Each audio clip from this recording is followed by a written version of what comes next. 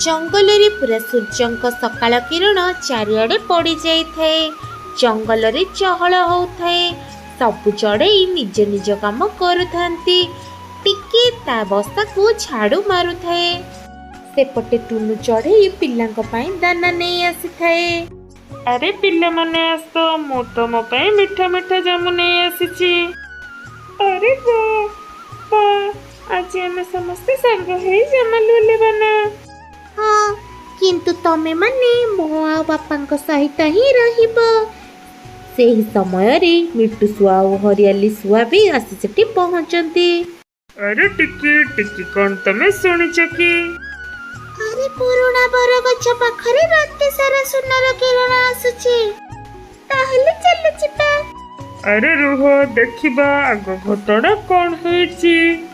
Jungler समस्त चढ़ई से बरगछ पाखरे जाई एकाठी हुअंती। सेही समय रे गुड़ियार नजर जमी उपरे पड़े। आउ से चिल्लाइबाकू आरंभ करे। अम्मा सेठी देखो सेठी कोन गोटे चिक चिक करेছে। अरे हां एटा त कटे पेंसिल। अरे एमिति पेंसिल तो मु आगरो केबे देखिनी। सेही समय रे पछपटू दादी चढ़ईर आवाज आसे। अरे टिकी सेटा उठेइबा पूर्वरु थरे मो कथा सुने। हाँ दादी तमे पे कह। एटा कौनसी साधारण पेंसिल नुहे। एटा होची जादूर पेंसिल। कौन कहिलो जादूर पेंसिल? हाँ किंतु ए पेंसिल गोटे शर्त भी अच्छी। कौन? ए पेंसिल केवल भल काम पई व्यवहार हुए। आउ जदि आकु किए का लोभ पई व्यवहार करिवो किए सब दिन पई तार चमत्कारिता हरई दब। मो तो एको नहीं मिठा बनेबे समस्तक पई। हाँ जदि खुशी बाटिबो ताहेले जाई। से कथा दूररु थाई कालू काऊ गोरी काऊ सुनुथांती। अरे गोरी सुनी पारुच तो? हाँ जति पेंसिल हमको मिल जाए ताले पूरा जंगल हम कथा मानिबो। अरे रही जा प्रथमे आमे देखिबा ये प्रकृति रे केमिति काम करूची। प्रथमे मो ए पेंसिल ले गोटे छोट जिनिस करी देखुची। टिकी चढ़ई माटी ऊपर गोटे फूल बनाए। से फूल तो किछि समय पई रुहे। तापरे हठात सतकु सत गोटे फूल बाहरे। मामा ये तो सतरे खेले गला। वाओ एटा तो कमाल हो गला। अरे मु तो एमिति जादू केबे भी देखिनी। सेही समय रे लुसी पारा आसे। मामा किछि गोटे करो। तापरे टिकी चढ़ई बहु समय चिंता करे। आउ माटी ऊपर गोटे काठर घर तियारे।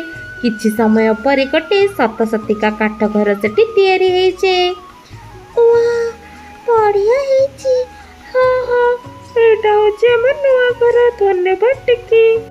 एई कथा सुनी समस्ते खुशी हुअंती। किंतु गोरी काऊ कालू काऊ ईर्षारे जळुथांती। हमको किछि ना किछि करबाको हेबो। संध्या होई जाए। आकाशरे बादल छाई जाए। मम्मी हठात पानी पाको एमती केमती चंदी गला। अरे एटा जादूर कथा लागुची आज बहुत जोरे झड़ तूफान हबो। सेई समय रे सेठाकू बुल्ला छिलो आसे। समस्त को जणे दियो पहाड़ पाखरे गोटे बहुत बड़ बरगछर काळ घसीबाकू अछि। समस्त चढ़ी डरी जाती। मम्मी जति गछ उल्टी पड़े ताहले सेठी रहतबा चढ़ईकर कोन हबो। जमा भी व्यस्त हुअनी। समस्त को किछि ना किछि करबाकू हबो। समस्त चढ़ई डरी जाती।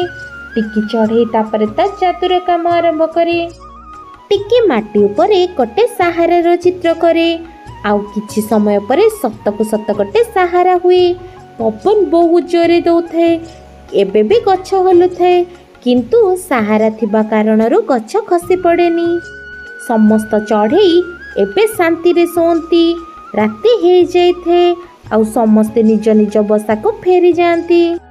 आउ कालू काऊ एपटे धीरे धीरे टिकीर बसा को पसे। अरे गोरी देखो से जादूर पेंसिल एठी कोठी थिबो। जेमिति ही कालू से जादूर पेंसिल को धरिबाकू चेष्टा करिछि। हठात जंगल रे गोटे सुनेरी आकाशर बाणी शुणिबाकू मिले। ଯିଏ ନିଜର ସ୍ୱାର୍ଥ ପାଇଁ ମୋତେ ଦରକାର କରିବ ସେ ମୁଁ ତାର କାମରେ ଆସିବିନି। ଏକଥା ଶୁଣି ସାରିବା ପରେ ଗୌରୀ ଆଉ କାଳୁ ପଛକୁ ଘୁଞ୍ଚି ଯାଆନ୍ତି। ସେମାନେ ଦି ଜଣ ପରସ୍ପରର ମୁହଁକୁ ଦେଖୁଥାନ୍ତି।